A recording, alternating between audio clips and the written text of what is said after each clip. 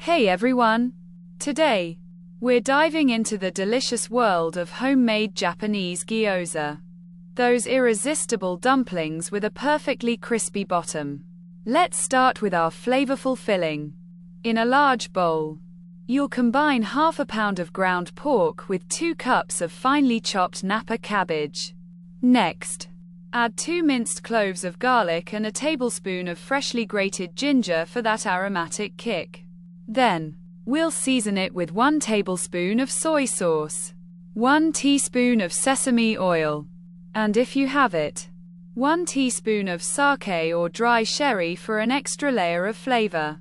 Don't forget half a teaspoon of salt and 1/4 teaspoon of black pepper. Finally, a tablespoon of cornstarch goes in, which helps bind everything together. Now, the fun part.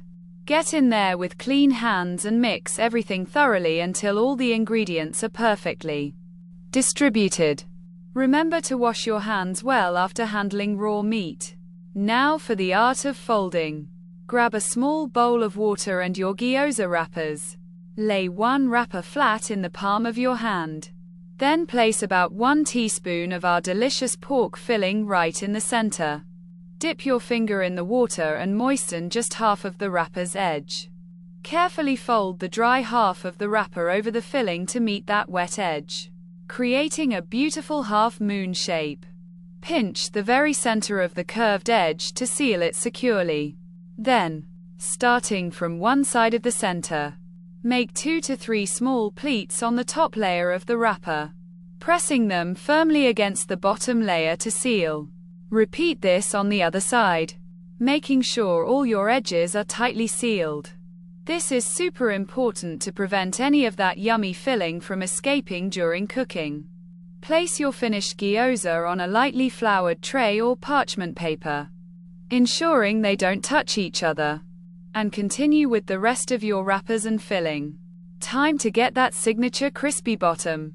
Heat 1 tablespoon of sesame oil, or any neutral cooking oil you prefer, in a large non-stick skillet over medium-high heat. Once your oil is nice and hot, carefully arrange a single layer of gyoza in the pan, flat side down. Make sure not to overcrowd the pan so they can crisp up properly. Let them cook for about 2 to 3 minutes, until those bottoms are beautifully golden brown and wonderfully crispy. Now for the steaming magic. Carefully pour 1/4 cup of water into the skillet. Immediately cover the skillet with a tight-fitting lid. Reduce the heat to medium-low and let your gyoza steam for 5 to 7 minutes. This step ensures the pork filling cooks all the way through and the wrappers become wonderfully translucent. For food safety, always make sure the internal temperature of the pork reaches 160 degrees Fahrenheit or 71 degrees Celsius.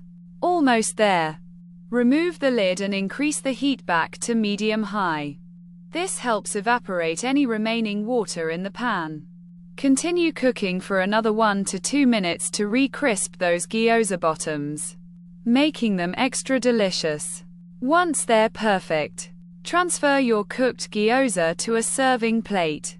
And what's gyoza without a fantastic dipping sauce?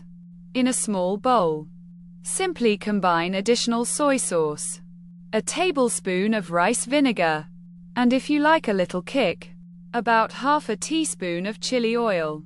Serve your hot gyoza immediately with this incredible dipping sauce.